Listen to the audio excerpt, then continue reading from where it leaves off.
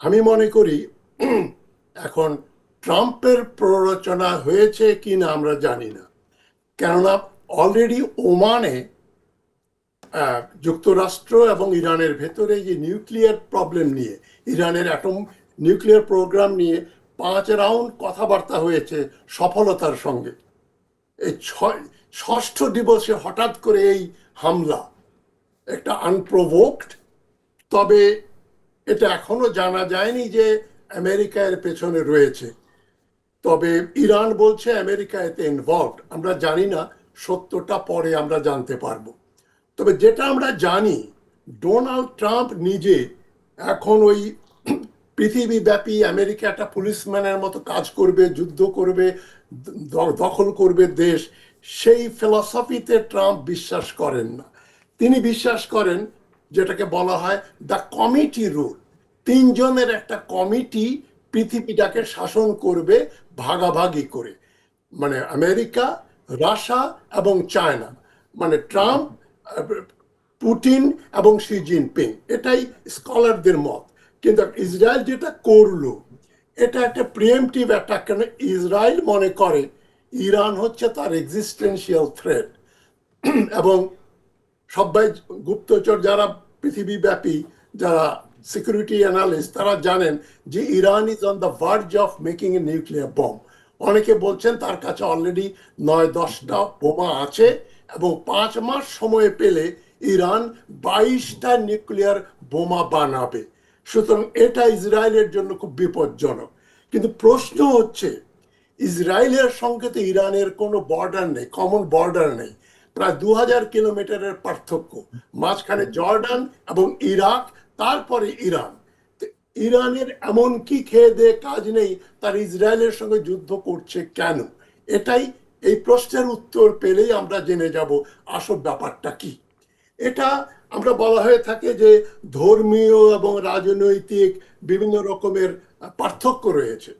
মুসলমান, ওদিকে ইহুদি, আর পলিটিক্যাল হচ্ছে এই যে জেরুজালেম দখল করে নিয়েছে, মুসলিমদের প্রথম কেবলা, এবং আরব বিশ্বের উপর দখলদারি করছে ইসরায়েল। এই জন্য ইরান খেপে গেল। কিন্তু 1979-র বিপ্লবের আগে ইরানের শাহের সঙ্গে ইসরায়েলের ঘনিষ্ঠ সম্পর্ক ছিল। They were rather allies. Middle ইস্টে আমেরিকার 2টা পুলিশম্যান ছিল, বলা হয় পুলিশম্যান। একটা হচ্ছে ইরান, আর একটা হচ্ছে ইসরায়েল। তো একটা পুলিশম্যান আমেরিকাকে ছেড়ে এখন আমেরিকার বিরুদ্ধে চলে গেল, আমরা জানি।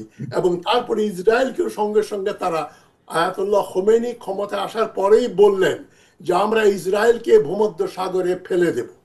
আহমেদ নিজাদ আরেকজন প্রেসিডেন্ট ছিলেন, খুবই হকিশ, উনিও বলেছেন ইসরায়েলকে ধ্বংস করতে হবে। এখন এর কারণ কি? এর কারণ হচ্ছে অভ্যন্তরীণ এবং বহির্বিশ্বে ইরানের প্রভাব বৃদ্ধি করা।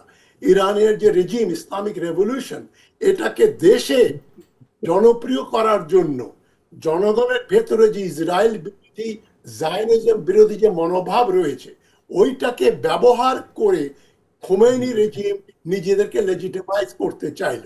আর আরব বিশ্বে তারা জানে, মিশর বলেন, জর্ডান বলেন, ইরাক বলেন, সিরিয়া বলেন, এমনকি সৌদি আরবেও অধিকাংশ মানুষ, আরব, তারা ইসরায়েলের এক্সিস্টেন্সে বিশ্বাস করে না।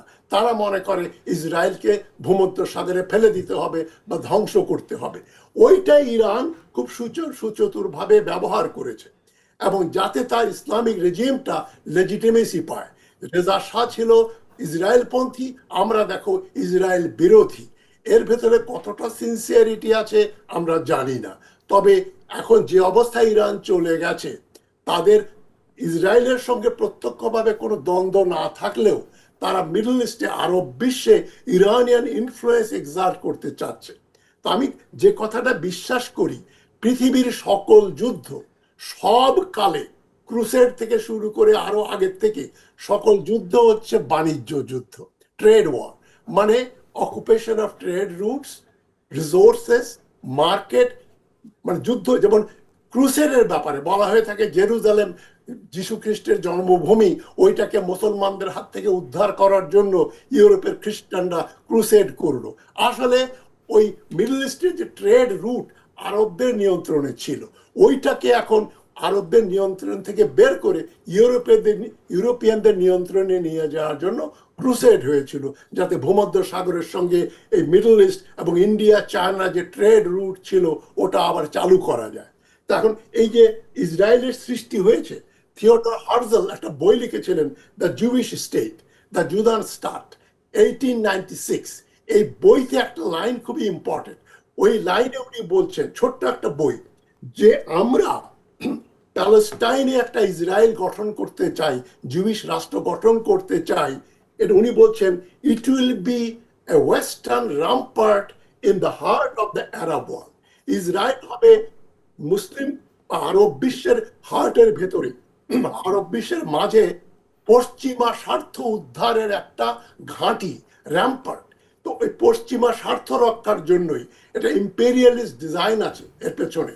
সুয়েজ খাল তখন হয়ে গেছে 1869, এন্ড সুয়েজ খালের নিয়ন্ত্রণের জন্য ব্রিটেন এবং ফ্রান্স তারা মরিয়া হয়ে ওই অঞ্চলটা দখল করতে চাইলো, আরো ইনফ্লুয়েন্স বাড়াতে চাইলো। মিশর দখল করলো, তারপরে তারা মনে করলো যে না, আরো একটা কন্ট্রোল দরকার।